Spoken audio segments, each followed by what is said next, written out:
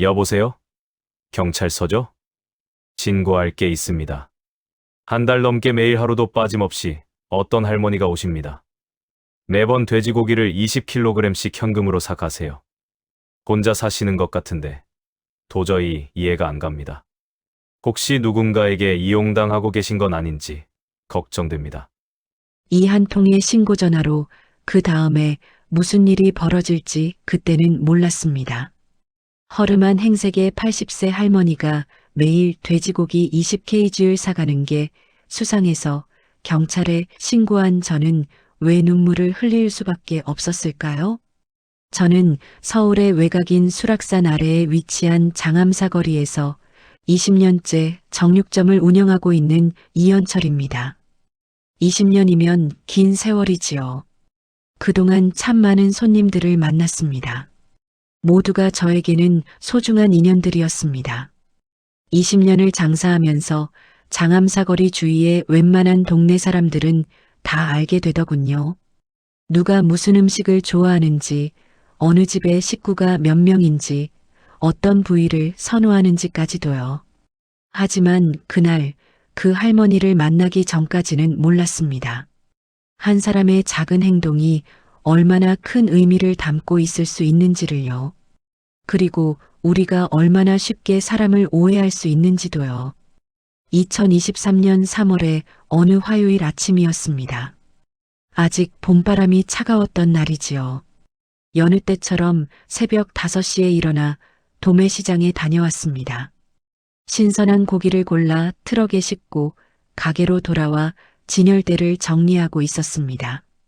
시계를 보니 아침 8시 반. 평소보다 조금 일찍 준비가 끝났습니다. 문을 열고 영업 중 간판을 걸었습니다. 유리문을 닫고 있는데 누군가 들어왔습니다. 발소리부터 달랐습니다. 천천히 조심스럽게 걸어오는 소리였습니다.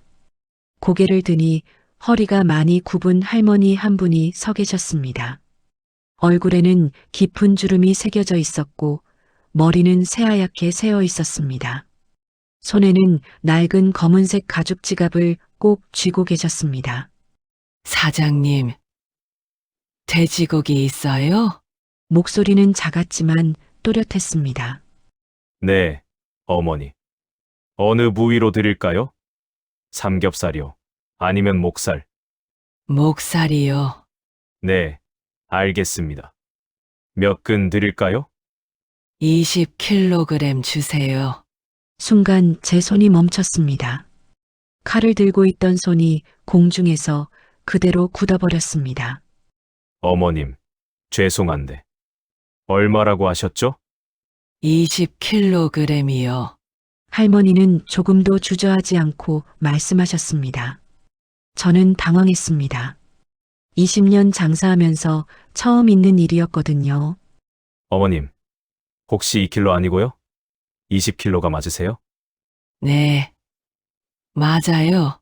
20kg 주세요.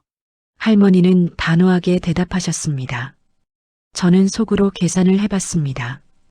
20kg이면 한 근에 12,000원 하는 목살이 약 24만 원 정도였습니다. 혹시 큰 잔치라도 준비하시나? 그렇게 생각하며 고기를 썰기 시작했습니다. 칼질을 하면서도 할머니를 몇 번이고 쳐다봤습니다. 그런데 이상했습니다. 할머니는 혼자 오셨거든요. 보통 큰 잔치 준비할 때는 가족들이 함께 오는데 말입니다. 20kg을 저울에 올려놓고 비닐봉지에 담았습니다. 무게만 해도 상당했습니다. 어머님, 이거 정말 무거우신데. 배달해 드릴까요? 아니에요. 괜찮아요. 제가 들고 갈 수 있어요. 하지만 20kg나 되는데요. 괜찮다니까요. 할머니는 고집스럽게 말씀하셨습니다. 돈을 계산하는 할머니의 손이 떨리고 있었습니다. 아마 80은 넘어 보이는 연세였습니다. 지갑에서 10만 원짜리 지폐 3장을 꺼내 건네셨습니다. 거스름 돈을 드리는데 할머니는 한참을 세어보셨습니다. 시력이 좋지 않으신 것 같았습니다. 감사합니다. 사장님, 할머니는 그 무거운 고기 봉지를 두 손으로 들어 올렸습니다. 몸이 휘청거렸습니다.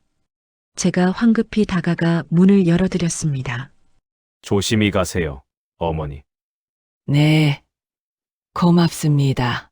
할머니는 천천히 한 걸음 한 걸음 걸어 나가셨습니다. 유리문 너머로 보이는 할머니의 뒷모습이 작고 외로워 보였습니다. 다음 날 아침도 평소와 같았습니다. 진열대를 정리하고 가게 문을 열었습니다. 그런데 9시쯤 되었을까요? 또 그 할머니가 오셨습니다. 어제와 똑같은 옷차림이었습니다. 회색 점퍼에 검은색 바지, 그리고 그 낡은 검은 가죽 지갑. 사장님, 돼지고기 20kg 주세요. 저는 깜짝 놀랐습니다. 어머님, 어제도 오셨잖아요. 혹시 고기가 상한 건가요? 아니에요. 괜찮아요. 오늘 것도 주세요. 이틀 연속이었습니다. 금액으로 따지면 거의 50만 원이 다 되었습니다. 40kg의 고기를 사가신 겁니다. 저는 고개를 갸우뚱하면서도 고기를 포장해 드렸습니다. 아, 어제 준비한 게 부족했나 보다. 그렇게 생각하며 마음을 놓았습니다. 하지만 그 다음 날도 할머니가 오셨습니다. 사장님, 오늘도 20kg 부탁합니다. 그리고 그 다음 날도, 20kg요. 그 다음 날도 똑같이 주세요. 일주일이 지났습니다. 할머니는 단 하루도 빠짐없이 오셨습니다. 매일 아침 9시쯤 정확한 시간에, 그리고 매번 똑같이 20kg씩 사가셨습니다. 일주일이면 140kg이었습니다. 금액으로는 160만 원이 넘었습니다. 여보, 저 할머니 좀 이상하지 않아? 아내가 저녁 식사를 하면서 말했습니다. 나도 그렇게 생각해. 혼자 사시는 것 같은데 저렇게 많은 고기를 왜 사가실까? 글쎄, 정말 이해가 안 가. 우리는 여러 가지 추측을 해봤습니다. 혹시 식당을 하시나? 그럴 리가. 그 나이에 식당을? 그럼 재판매를 하시는 건가? 에이, 설마. 하지만 다음 주가 되어도 할머니는 계속 오셨습니다. 비가 오는 날도 바람이 부는 날도 빠짐없이 항상 같은 시간에 같은 양을 2주째 되던 날이었습니다. 제가 먼저 말을 걸어봤습니다. 어머님, 실례지만 이 고기를 어디에 쓰시는 거예요? 할머니는 잠시 망설이시더니 대답하셨습니다. 그냥 필요해서요. 그런데 이렇게 많이 드시는 분이 처음이라서요. 혹시 식당 하세요? 아니에요. 그럼 어디 파시는 건가요? 아닙니다. 그냥 쓸 데가 있어요. 할머니는 더 이상 말씀하지 않으셨습니다. 그저 고기를 받아들고 조용히 나가셨습니다. 저는 찝찝한 마음을 떨칠 수 없었습니다. 3주째가 되었습니다. 할머니는 여전히 매일 오셨습니다. 이제 동네에서도 소문이 나기 시작했습니다. 슈퍼 주인 김 사장님이 어느 날 저희 가게로 오셨습니다. 이 사장님, 잠깐 이야기 좀 합시다. 무슨 일이세요? 저 혼자만 이상한 거 아니죠? 저 할머니 말이에요. 아, 매일 오시는 그 할머니요? 네. 우리 가게에서도 매일 오세요. 저는 깜짝 놀랐습니다. 정말요. 뭘 사가시는데요? 밀가루요. 매일 10포대씩 사가세요. 한 달째예요. 밀가루를 10포대씩이요? 네. 그것뿐이 아니에요. 채소 가게 박 사장님한테 들었는데 거기서도 매일 엄청난 양을 사간다고 하더라고요. 저는 점점 더 이상하다는 생각이 들었습니다. 도대체 뭐 하시는 걸까요? 저도 궁금해서 미치겠어요. 그래서 어제 살짝 뒤를 바라봤어요. 뭐라고요? 조심스럽게 멀리서 따라가 봤죠. 그런데 산 쪽으로 가시더라고요. 산이요? 네. 우리 동네 뒷산 말이에요. 거기서 제가 놓쳤어요. 더 이상은 못 따라갔죠? 김 사장님은 걱정스러운 표정을 지으셨습니다. 이 사장님, 혹시 저 할머니가 무슨 이상한 일에 연루된 건 아닐까요? 이상한 일이라니요? 뭐, 타기를 당하신다거나, 아니면 누군가한테 협박을 받는다거나, 그 말을 듣는 순간 저도 불안해졌습니다. 그럴 수도 있겠다는 생각이 들었거든요. 한 달이 지났습니다. 할머니는 단 하루도 빠짐없이 오셨습니다. 이제 저는 할머니를 보면 자동으로 20kg을 준비하게 되었습니다. 할머니도 말씀이 점점 줄어드셨습니다. 그저 들어오시면 고개만 끄덕이시고 돈을 내시고 고기를 들고 나가셨습니다. 그런데 어느 날부터는 할머니의 얼굴이 많이 수척해 보였습니다. 걸음걸이도 더 느려진 것 같았습니다. 한 번은 고기를 들다가 휘청거리셔서 제가 급히 붙잡아 드린 적도 있었습니다. 어머님, 괜찮으세요? 얼굴이 안 좋아 보이시는데. 괜찮아요. 좀 피곤해서 그래요. 정말 배달해 드릴까요? 제가 퇴근 후에라도. 아니에요. 괜찮다니까요. 할머니는 여전히 고집스러우셨습니다. 5주째가 되었습니다. 총 35일 동안 700kg의 고기를 사가신 겁니다. 금액으로는 800만 원이 훨씬 넘었습니다. 이제는 더 이상 가만히 있을 수가 없었습니다. 그날 밤 저는 잠을 이룰 수 없었습니다. 아내도 마찬가지였습니다. 우리는 거실에 마주 앉아 심각한 대화를 나눴습니다. 여보, 이거 뭔가 잘못된 것 같아. 아내가 먼저 말을 꺼냈습니다. 나도 그렇게 생각해. 저 할머니 분명 뭔가 문제가 있어. 오늘 보니까 얼굴이 너무 안 좋으시더라고. 제가 말했습니다. 많이 야위신 것 같아. 걸음걸이도 예전보다 훨씬 느리고. 혹시 누가 할머니를 이용하는 건 아닐까? 아내의 목소리가 떨렸습니다. 돈을 갈취한다거나, 협박을 받고 계신다거나, 아니면 사기를 당하고 계신 건 아닐까? 저도 불안한 마음이 들었습니다. 김 사장님 말로는 산 쪽으로 가신다고 했잖아. 그런데 왜 매일 그렇게 많은 양을 사가시는 거지? 우리는 밤새 고민했습니다. 여러 가지 가능성을 따져봤습니다. 하지만 어느 것 하나 명확한 답이 나오지 않았습니다. 다음 날 아침 저는 결심했습니다. 더 이상 망설일 수 없었습니다. 혹시라도 할머니가 위험한 상황에 계신 건 아닐까? 누군가에게 협박을 받고 계신 건 아닐까? 아니면 정말로 사기를 당하고 계신 건 아닐까? 가게 문을 열자마자 파출소에 전화를 걸었습니다. 손이 떨렸습니다. 여보세요. 신고할 게 있습니다. 네, 말씀하세요. 경찰관의 차분한 목소리가 들렸습니다. 저는 할머니에 대한 이야기를 자세히 설명했습니다. 한 달 넘게 매일 하루도 빠짐없이 어떤 할머니가 오십니다. 매번 돼지고기를 20kg씩 현금으로 사가세요. 슈퍼에서는 밀가루를 10포대씩, 채소 가게에서도 엄청난 양을 사신대요. 혼자 사시는 것 같은데 도저히 이해가 안 갑니다. 저는 숨을 고르고 계속 말했습니다. 최근에는 건강도 많이 안 좋아 보이세요. 얼굴이 많이 수척해지셨고 걸음걸이도 힘들어 보이십니다. 혹시 누군가에게 이용당하고 계신 건 아닌지 걱정됩니다. 경찰관은 진지하게 들었습니다. 알겠습니다. 한번 확인해 보겠습니다.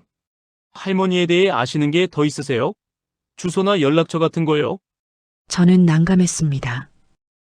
주소는 잘 모르겠습니다. 할머니가 항상 현금으로 결제하셔서. 연락처도 받은 적이 없고요. 그럼 혹시 뒤따라가 보신 적은 있으세요? 아니요. 하지만 슈퍼 주인이 한번 멀리서 따라가 봤대요. 산 쪽으로 가시는 걸 봤다고 하셨어요. 우리 동네 뒷산 말입니다. 알겠습니다. 그럼 할머니가 다시 오시면 저희한테 연락 주시겠어요?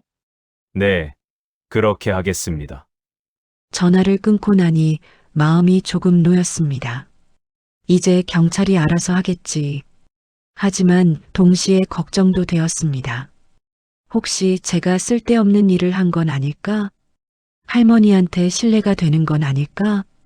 그날도 9시쯤 되자 할머니가 오셨습니다. 늘 그랬듯이 회색 점퍼에 검은 바지, 낡은 가죽 지갑을 들고 사장님, 오늘도 20kg 주세요. 할머니의 목소리는 여느 때보다 더 작았습니다. 저는 재빨리 고기를 준비하면서 파출소에 전화를 걸었습니다. 지금 할머니가 오셨습니다. 알겠습니다. 지금 바로 가겠습니다. 할머니를 붙잡아 주세요. 저는 일부러 천천히 고기를 썰었습니다. 평소보다 더 꼼꼼하게, 더 신중하게. 어머님, 오늘 고기가 특히 좋네요. 저는 말을 걸며 시간을 끌었습니다. 조금만 기다려 주세요. 좋은 부위로 골라드릴게요. 할머니는 고개를 끄덕이셨습니다. 괜찮아요. 천천히 하세요. 10분쯤 지났을까요? 경찰차 한 대가 가게 앞에 섰습니다. 2명의 경찰관이 내렸습니다. 저는 가슴이 두근거렸습니다. 이게 맞는 일일까? 경찰관들이 가게 안으로 들어왔습니다. 할머니는 그들을 보고 깜짝 놀라셨습니다. 어머님, 혹시 잠깐 이야기 좀 나눌 수 있을까요? 경찰관이 조심스럽게 물었습니다. 할머니의 얼굴이 창백해졌습니다. 무슨 일이세요? 저희는 파출소에서 나왔습니다. 경찰관이 신분증을 보여주었습니다. 어머님에 대해 신고가 들어와서요. 신고요? 할머니는 저를 보셨습니다. 그 눈빛에 제 가슴이 철렁했습니다. 죄송합니다.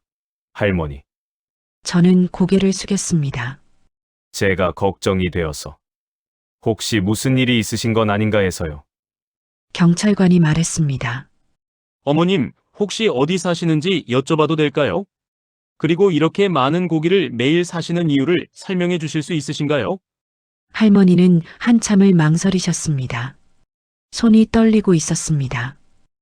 저는 산 밑에 삽니다. 할머니의 목소리가 작아졌습니다. 혼자 살아요. 그럼 이 많은 고기는 어디에 쓰시는 건가요? 혹시 누가 어머님을 협박한다거나 이용하는 건 아닌가요? 할머니는 고개를 저으셨습니다. 아니에요. 그런 거 아니에요. 제가 필요해서 사는 겁니다. 하지만 혼자 사시는데 이렇게 많은 양을 경찰관도 의아한 표정이었습니다. 혹시 저희가 댁까지 함께 가봐도 될까요? 어머님 상황을 확인하고 싶습니다. 할머니는 한참을 고민하시는 것 같았습니다. 그리고 천천히 고개를 끄덕이셨습니다. 알겠습니다. 따라오세요. 경찰관이 저를 보았습니다. 사장님, 같이 가시겠습니까? 혹시 할머니가 아시는 분이시면 도움이 될 것 같아서요. 저는 아내를 보았습니다. 아내가 고개를 끄덕였습니다. 가봐요. 가게는 내가 볼게요. 네, 가겠습니다. 저는 이미 포장한 고기를 할머니께 드렸습니다. 할머니, 이거 가져가세요. 오늘은 제가 드릴게요. 할머니는 조용히 고개를 숙이셨습니다. 우리는 경찰차에 탔습니다. 할머니와 저는 뒷좌석에 앉았습니다. 어디로 가면 되나요? 경찰관이 물었습니다. 저기, 산 쪽으로 가세요. 할머니가 길을 안내하셨습니다. 차는 동네를 벗어나 산 쪽으로 향했습니다. 아스팔트 도로가 끝나고 비포장 도로가 시작되었습니다. 차가 덜컹거렸습니다. 저기, 저 오른쪽 길로 가세요. 경찰차는 좁은 산길을 올라갔습니다. 한참을 올라가니 낡은 단독주택 몇 채가 보였습니다. 사람이 사는 것 같지 않은 을씨년스러운 곳이었습니다. 저기, 가장 끝에 있는 집이에요. 차가 멈췄습니다. 할머니 댁이었습니다. 집은 정말 낡았습니다. 벽의 페인트는 거의 다 벗겨져 있었고 지붕 일부는 낡은 함석으로 덧대어져 있었습니다. 마당에는 자풀이 무성했습니다. 대문은 반쯤 열려 있었습니다. 저는 가슴이 먹먹해졌습니다. 할머니가 이런 곳에서 혼자 사셨구나. 경찰관 한 분이 조심스럽게 불렀습니다. 어머님, 들어가도 될까요? 할머니는 고개를 끄덕이셨습니다. 그리고 천천히 대문을 열었습니다. 우리는 천천히 안으로 들어갔습니다. 좁은 골목길을 지나 마당으로 들어섰습니다. 그 순간 저는 숨이 멎을 것 같았습니다. 눈앞에 펼쳐진 광경에 말문이 막혔습니다. 우리는 천천히 대문 안으로 들어갔습니다. 할머니가 앞장서서 걸으셨고 우리는 그 뒤를 따랐습니다. 좁은 골목길을 지나 마당으로 들어서는 순간 저는 숨이 멎을 것 같았습니다. 이게 경찰관 한 분이 중얼거렸습니다. 마당 한가운데 큰 솥 5개가 놓여 있었습니다. 가마솥이었습니다. 그 아래에는 장작불이 활활 타오르고 있었고 솥 안에서는 뭔가 보글보글 끓고 있었습니다. 구수한 냄새가 코를 찔렀습니다. 고기와 밀가루, 채소가 섞인 냄새였습니다. 세상에, 저도 모르게 감탄사가 나왔습니다. 마당 구석에는 큰 통들이 쌓여 있었습니다. 밀가루 포대도 보였고 채소 박스도 여러 개 놓여 있었습니다. 큰 국자들이 손 옆에 가지런히 놓여 있었습니다. 할머니, 이게 경찰관이 놀란 표정으로 주위를 둘러보며 물었습니다. 할머니는 우리를 돌아보시더니 작게 한숨을 쉬셨습니다. 들키고 말았네요. 할머니, 도대체 이게 무슨 일이세요? 경찰관이 조심스럽게 다가가며 물었습니다. 여기서 뭘 하시는 겁니까? 할머니는 우리를 번갈아 보시더니 깊은 한숨을 쉬셨습니다. 손이 떨리고 있었습니다. 설명해 주세요, 할머니. 제가 다가가며 말했습니다. 이 많은 고기를 왜 사신 건가요? 이 솥들은 뭡니까? 할머니는 한참을 망설이셨습니다. 그리고 천천히, 아주 천천히 입을 여셨습니다. 저는 개밥을 만들어요. 할머니의 목소리가 작게 떨렸습니다. 개밥이요? 경찰관이 되물었습니다. 네, 유기견들 밥이요. 산 너머 폐공장에 버려진 개들이 살아요. 지금은 50마리가 넘어요. 저는 귀를 의심했습니다. 50마리요. 네, 할머니는 고개를 끄덕이셨습니다. 10년 전부터 제가 돌보고 있어요. 그 말에 우리 모두 얼어붙었습니다. 경찰관 2분도 저도 아무 말을 할 수 없었습니다. 10년이요? 경찰관이 다시 물었습니다. 10년 동안 혼자서 50마리가 넘는 개들을 돌보셨다는 말씀입니까? 네, 할머니의 눈가가 붉어졌습니다. 경찰관이 다시 주변을 둘러봤습니다. 이제야 보이는 것들이 있었습니다. 마당 한쪽에 쌓인 나무 장작들, 깨끗하게 씻어놓은 큰 대야들, 벽에 걸린 낡은 앞치마들, 어떻게? 혼자서. 제가 중얼거렸습니다. 할머니는 천천히 이야기를 시작하셨습니다. 2013년 봄이었어요. 할머니의 목소리는 작았지만 또렷했습니다. 남편이 세상을 떠난 지 2년 됐을 때였죠. 너무 외로웠어요. 자식도 없고, 친척들도 다 멀리 있고, 하루하루가 너무 길었어요. 할머니는 잠시 말을 멈추고 숨을 고르셨습니다. 그래서 산책을 자주 했어요. 걷다 보면 생각이 조금 덜 나거든요. 남편 생각이. 할머니의 목소리가 떨렸습니다. 그런데 어느 날이었어요. 산 너머 폐공장 근처를 걷고 있는데 개 3마리가 쓰레기통을 뒤지고 있더라고요. 할머니의 눈에 눈물이 고였습니다. 너무 말랐어요. 뼈만 앙상하게 남아서 그 중 한 마리는 다리를 절고 있었고 또 한 마리는 눈에 상처가 있었어요. 그 모습을 보는데 제 마음도 아팠어요. 버려졌구나. 저것들도 외롭구나. 그런 생각이 들었어요. 할머니는 손으로 눈가를 닦으셨습니다. 집에 가서 밥을 가져왔어요. 그날 저녁 먹으려고 지어놓은 밥이었죠. 고추장하고 참기름 넣어서 비벼갔어요. 개들이 너무 잘 먹더라고요. 정말 배가 고팠나 봐요. 눈물을 흘리면서 먹는 것 같았어요. 할머니의 어깨가 떨렸습니다. 그 모습을 보는데 제 가슴이 너무 아팠어요. 나도 외롭고, 쟤네들도 외롭고, 우리 서로 의지하면 좋겠다는 생각이 들었어요. 저는 목이 메었습니다. 다음 날도 갔어요. 할머니가 계속 말씀하셨습니다. 또 그 다음 날도요. 그게 습관이 됐어요. 매일 아침 일어나면 제일 먼저 밥을 지었어요. 개들한테 가져다 줄 밥을요. 그리고 산을 넘어 폐공장으로 갔죠. 그런데 할머니는 쓸쓸하게 웃으셨습니다. 개들이 점점 늘어나는 거예요. 버려지는 개들이 계속 모여들었어요. 어디서 소문을 듣는지 밥 주는 할머니가 있다는 걸 아는 것 같았어요. 6개월 만에 10마리가 됐어요. 1년 뒤에는 20마리가 넘었고 지금은 50마리가 넘어요. 경찰관이 놀란 표정으로 물었습니다. 그럼 할머니께서 10년 동안 혼자서 그 많은 개들을 네, 할머니는 고개를 끄덕이셨습니다.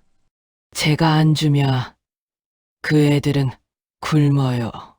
아무도 돌보지 않으니까요. 저는 더 이상 참을 수 없어서 물었습니다. 할머니, 그런데 왜 최근에 갑자기 고기를 많이 사신 거예요? 한 달 전부터는 매일 20kg씩.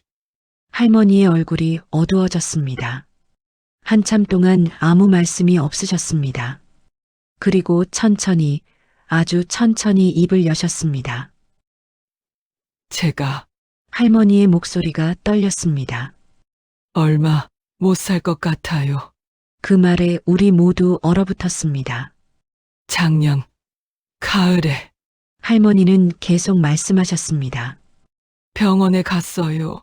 배가 자꾸 아파서요. 위암이었어요. 참기라고 하더라고요. 저는 가슴이 철렁 내려앉았습니다. 의사 선생님이 수술하면 좀 더 살 수 있다고 하셨어요.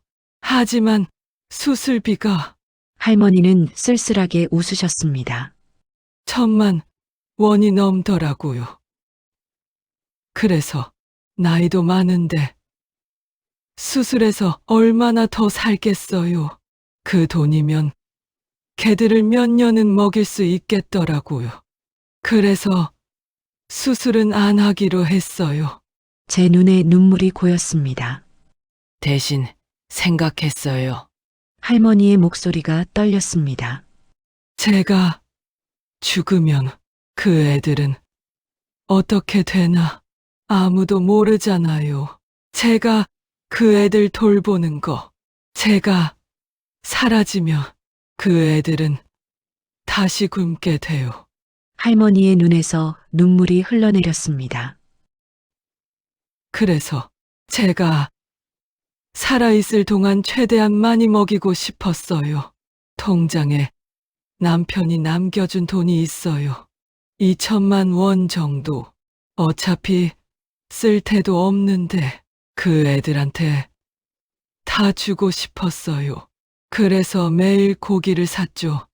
밀가루도 사고, 채소도 사고, 제가 건강할 때 최대한 많이 해주고 싶었어요. 할머니는 손으로 얼굴을 가렸습니다. 어깨가 들썩거렸습니다. 저도 경찰관들도 모두 눈물을 흘렸습니다. 할머니, 제가 다가가 할머니의 손을 잡았습니다. 혼자 이렇게 힘든 일을. 괜찮아요. 할머니는 눈물을 닦으며 고개를 저으셨습니다. 저는 행복했어요. 남편이 떠나고 정말 외로웠어요. 아침에 눈 뜨면 오늘은 뭘 하며 보내나 그런 생각만 했죠. 그런데 그 개들을 만나고 나서는 달랐어요. 아침에 일어나면 오늘은 뭘 해줄까 생각하게 됐어요. 할머니는 미소를 지으셨습니다. 눈물이 흐르는데도 미소를 지으셨습니다. 밥을 만들고 산에 가서 그 애들 밥 주고 쓰다듬어 주고 그 시간이 제 하루의 전부였어요. 그 애들이 반겨주면 저도 필요한 사람이 된 것 같았어요. 가족처럼 느껴졌어요. 외롭지 않았어요. 저는 더 이상 참을 수 없어서 할머니를 안아드렸습니다. 할머니, 정말 대단하세요. 정말. 제 목소리는 울음으로 떨리고 있었습니다. 경찰관 한 분도 눈을 붉히며 다가왔습니다. 할머니, 이제 혼자 하지 마세요. 우리가 도와드릴게요. 정말요? 할머니는 놀라서 물으셨습니다. 네, 정말이에요. 또 다른 경찰관도 고개를 끄덕이셨습니다. 이런 일을 혼자 하시게 둘 수 없어요. 우리가 방법을 찾아볼게요. 할머니는 그제야 소리내어 우셨습니다. 10년 동안 참아왔던 눈물을 쏟아내시는 것 같았습니다. 고맙습니다. 정말 고맙습니다. 제가 뭐라고 이렇게 우리는 한참을 그 자리에 서 있었습니다. 아무도 말을 하지 않았습니다. 다만 함께 눈물을 흘렸습니다. 그리고 저는 그 순간 깨달았습니다. 제가 의심했던 할머니가 얼마나 위대한 분이신지를, 한 사람의 작은 행동이 얼마나 큰 사랑을 담고 있을 수 있는지를. 그날 밤 저는 잠을 이룰 수 없었습니다. 할머니의 모습이 자꾸만 떠올랐습니다. 80세의 나이에 아픈 몸으로 매일 20kg씩 누구 하나 알아주지 않는 곳에서 10년을 혼자. 다음 날 아침 저는 결심했습니다. 여보, 우리만 알고 있으면 안 될 것 같아. 그래, 당신 말이 맞아. 동네 사람들한테 알려야 해. 슈퍼 김 사장님께 먼저 전화를 걸었습니다. 김 사장님, 어제 그 할머니 일 있잖아요. 저는 할머니의 이야기를 전했습니다. 10년 동안 유기견 50마리를 혼자 돌보셨다는 것. 위암 3기인데 수술도 포기하셨다는 것. 세상에, 그런 일이. 전화기 너머로 김 사장님의 한숨이 들렸습니다. 이 사장님, 우리가 도와드려야죠. 당연히. 야채 가게 박 사장님도 오셨습니다. 저도 돕고 싶어요. 야채라도 드릴 수 있잖아요. 박 사장님의 눈가가 붉어져 있었습니다. 약국 사장님도 찾아오셨습니다. 할머니 약이 필요하시겠어요. 제가 준비할게요. 그날 저녁 우리 4명은 커피숍에서 만났습니다. 어떻게 도와드리면 좋을까요? 김 사장님이 메모장을 꺼내셨습니다. 매주 정기적으로 물품을 지원하는 게 어떨까요? 좋은 생각이에요. 저는 고기를 드릴게요. 저는 밀가루하고 쌀이요. 채소는 제가요. 약은 제가 맡겠습니다. 우리는 구체적인 계획을 세웠습니다. 그런데 할머니 혼자 개밥 만드시기 힘드시잖아요. 우리가 돌아가면서 도와드리면 어떨까요? 매주 토요일에 함께 모이는 거예요. 좋아요. 이번 주 토요일부터 시작해요. 그 주 토요일 아침이었습니다. 우리는 각자 준비한 물품을 가지고 할머니 댁으로 향했습니다. 할머니는 깜짝 놀라셨습니다. 어머, 이게 무슨 일이세요?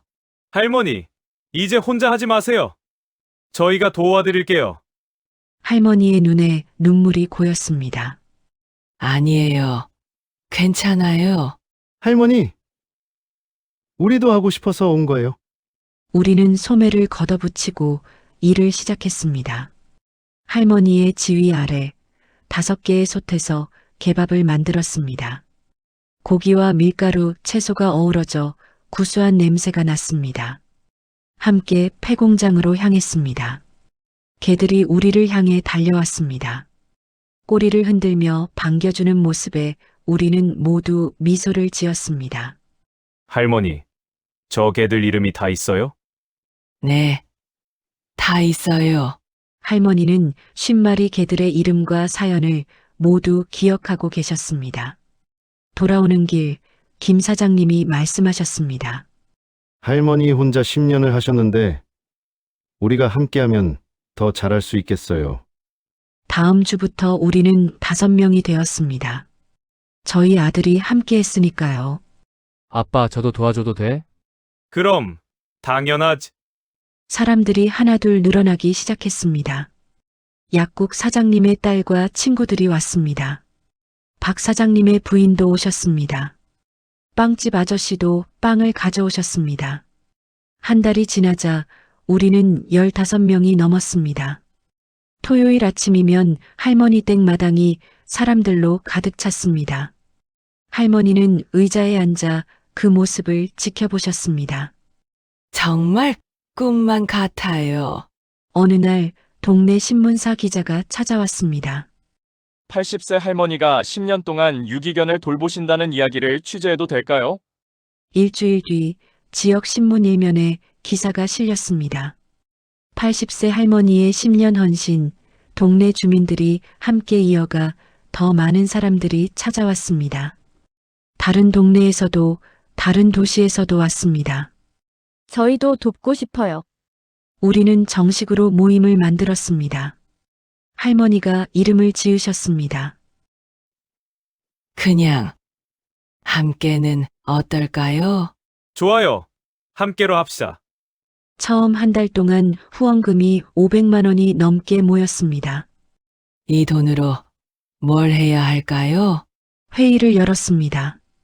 일단 할머니 치료부터. 누군가 말했습니다. 하지만 할머니는 고개를 저으셨습니다. 아니에요. 이 돈은 개들을 위해 써주세요. 제가 없어지면 그 애들은 어떻게 되나? 그게 제일 걱정이에요. 우리는 마음이 모아졌습니다.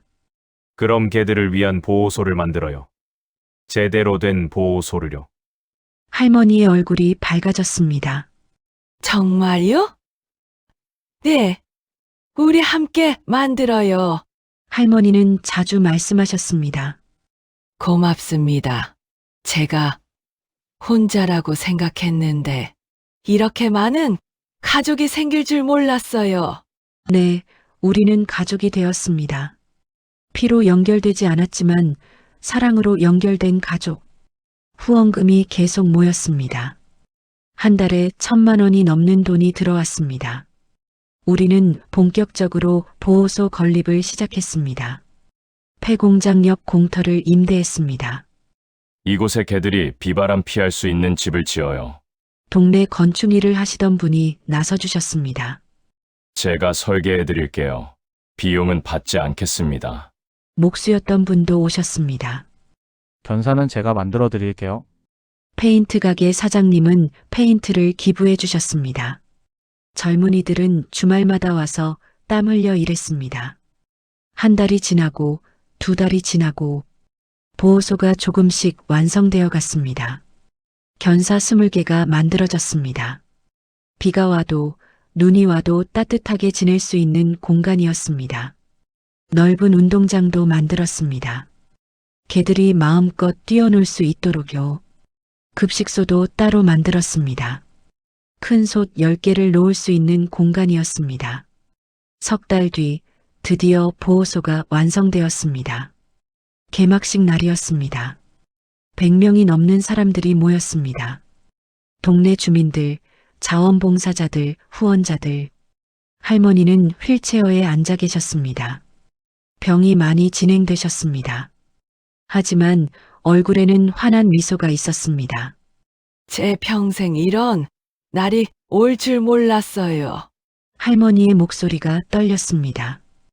혼자 시작한 일인데 이렇게 많은 분들이 구청장님이 말씀하셨습니다. 할머니, 이건 할머니가 시작하신 일이에요. 할머니가 보여주신 사랑 덕분에 우리도 배웠습니다. 진짜 중요한 게 뭔지를요. 사람들이 박수를 쳤습니다. 개들도 함께 짖었습니다. 마치 축하하는 것 같았습니다. 보호소 입구에 표지판을 세웠습니다. 김옥순 할머니 사랑 보호소 할머니의 이름을 따서 지은 이름이었습니다. 그날부터 개들은 새 보금자리에서 살게 되었습니다. 비가 와도 따뜻한 집이 있었습니다. 아플 때는 동물병원에서 치료를 받았습니다. 매일 맛있는 밥을 먹었습니다. 자원봉사자들이 교대로 와서 돌봤습니다. 주중에도 누군가는 항상 보호소에 있었습니다. 할머니는 매일 보호소를 찾았습니다. 휠체어를 타고 오셔서 개들을 쓰다듬으셨습니다. 사장님, 꿈만 같아요. 할머니가 제게 말씀하셨습니다. 10년 동안 혼자 했는데 이제는 이렇게 많은 분들이 함께 해주시네요. 할머니가 씨앗을 뿌리신 거예요. 제가 말했습니다. 그 씨앗이 이렇게 큰 나무가 됐어요. 동네 아이들도 자주 왔습니다. 개들과 놀고 밥도 주고 산책도 시켰습니다. 이모, 저 강아지 이름이 뭐예요? 저건 행복이야. 할머니가 지어주신 이름이지. 아이들은 할머니한테서 이야기를 듣는 걸 좋아했습니다. 개들의 이름과 사연을요. 애들아, 저게는 희망이라고 해. 할머니가 말씀하셨습니다. 3년 전 겨울에 왔어. 다리가 부러진 채요. 할머니가 몇 달 돌봐줬더니 이렇게 건강해졌지. 아이들의 눈이 반짝였습니다. 우와, 할머니 대단해요. 보호소가 생긴 뒤 변화가 생겼습니다. 입양을 원하는 사람들이 찾아오기 시작한 겁니다. 신문 기사를 보고 SNS를 보고 온 사람들이었습니다. 저희가 입양하고 싶어요. 한 젊은 부부가 찾아왔습니다. 우리는 신중하게 확인했습니다. 반려견을 키울 준비가 되어 있으신가요? 집 환경은 어떤가요? 끝까지 책임질 수 있으신가요? 할머니도 직접 면담을 하셨습니다. 이 아이를 잘 돌봐주실 수 있나요? 네, 할머니. 가족처럼 사랑하겠습니다. 첫 입양이 이루어졌습니다. 행복이가 새 가족을 만난 날이었습니다. 할머니는 눈물을 흘리셨습니다. 잘 가렴, 행복하렴. 할머니가 항상 기도할게. 우리도 모두 울었습니다. 한 달에 서너 마리씩 입양이 되었습니다. 개들이 새로운 가족을 만나 행복해하는 모습을 볼 때마다 할머니는 기뻐하셨습니다. 제가 이런 날을 보다니 그 애들이 따뜻한 집에서 사랑받는 모습을. 하지만 할머니의 건강은 점점 나빠졌습니다. 병원에 입원하는 날이 많아졌습니다. 그해 겨울이었습니다. 할머니는 병원에 입원하셨습니다. 이번엔 퇴원이 어려울 것 같다는 의사 선생님 말씀이었습니다. 저는 매일 병문안을 갔습니다. 사장님, 고마워요. 할머니는 여전히 남을 먼저 걱정하셨습니다. 그 애들은 잘 있나요? 네, 걱정 마세요. 다들 잘 지내요. 다행이에요. 어느 날 할머니가 제 손을 잡으셨습니다. 사장님, 네, 할머니, 부탁이 하나 있어요. 말씀하세요. 제가 마지막으로 그 애들한테 가고 싶어요. 제 목이 메었습니다. 할머니, 괜찮아요. 저는 행복했어요. 며칠 뒤 의사 선생님과 상의했습니다. 할머니를 보호소에 모시고 갈 수 있을까요? 의사 선생님도 눈시울을 붉히셨습니다. 그래야겠습니다. 구급차가 천천히 보호소로 향했습니다. 저희 모임 사람들이 모두 나와 있었습니다. 할머니를 휠체어에서 내려드렸습니다.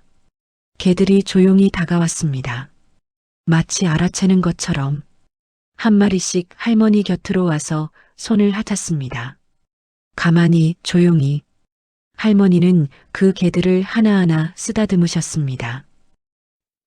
행복아, 희망아, 사랑아, 할머니 이제 가야 해.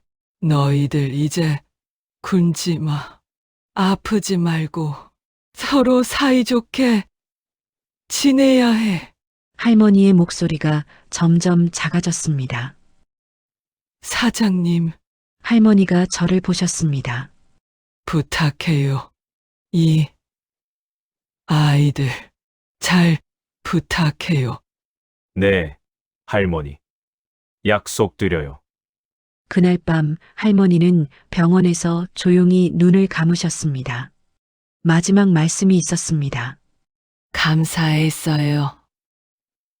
정말 혼자라고 생각했는데 혼자가 아니었어요. 행복했어요. 장례식에는 수백 명이 왔습니다. 할머니를 직접 만난 적 없는 사람들도 많았습니다. 한 젊은 여성이 말했습니다. 저는 할머니를 직접 뵌 적은 없어요. 하지만 할머니 이야기를 듣고 제 삶을 돌아봤어요. 나는 누군가에게 의미 있는 삶을 사는가. 보호소 이름을 정식으로 바꿨습니다. 김옥순 할머니 사랑보호소. 입구에 할머니 사진과 문구를 새겼습니다. 사랑은 혼자 하는 게 아닙니다. 함께하면 더 커집니다. 지금도 매주 토요일이면 자원봉사자들이 모입니다. 저희 가족도 여전히 참여합니다. 아빠, 할머니는 정말 대단한 분이셨지? 그래, 아들. 할머니는 영웅이셨어. 개들은 여전히 건강하게 지냅니다. 새로 버려진 개들도 받아들입니다. 입양도 계속 이어지고 있습니다. 어느 봄날이었습니다. 보호소에 한 중년 남성이 찾아왔습니다. 혹시 김옥순 할머니 보호소 맞나요? 네, 맞습니다. 남성의 눈가가 붉어졌습니다. 저는 할머니의 조카입니다. 저희가 몰랐어요. 고모가 이런 일을 하시는 줄. 신문 기사를 보고 알았어요. 돌아가신 뒤에 정말 죄송해요. 고모께 잘해드리지 못한 게 평생 후회될 것 같아요. 그는 봉투를 꺼냈습니다. 고모 재산을 정리했는데 전부 이곳에 기부하려고 합니다. 그날 이후로 조카분도 정기적으로 오십니다. 고모를 이렇게라도 기억하고 싶어요. 저는 그분의 손을 잡았습니다. 할머니가 보고 계실 거예요. 분명히요. 오늘도 보호소에는 웃음소리가 가득합니다.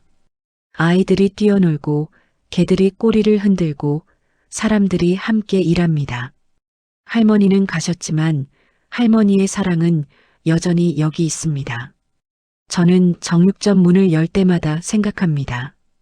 오늘 만나는 손님들 중에 혹시 또 다른 할머니가 계실까? 그래서 저는 이제 손님들을 더 따뜻하게 대합니다. 여러분도 한번 생각해 보세요. 내 옆에 누가 있는지를, 그 사람이 어떤 삶을 살고 있는지를. 작은 관심이 누군가의 인생을 바꿀 수 있습니다. 할머니가 그랬듯이, 우리 동네가 그랬듯이, 사랑은 결코 혼자 하는 게 아닙니다. 시작은 혼자일지 몰라도 진심은 반드시 전해집니다.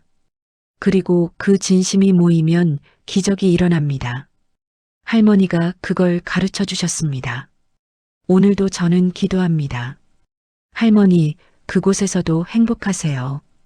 할머니가 사랑한 그 아이들, 우리가 잘 지킬게요. 우리는 모두 누군가의 가족입니다. 피로 연결되지 않아도 멀리 떨어져 있어도 사랑으로 연결되면 우리는 가족입니다. 할머니가 그랬듯이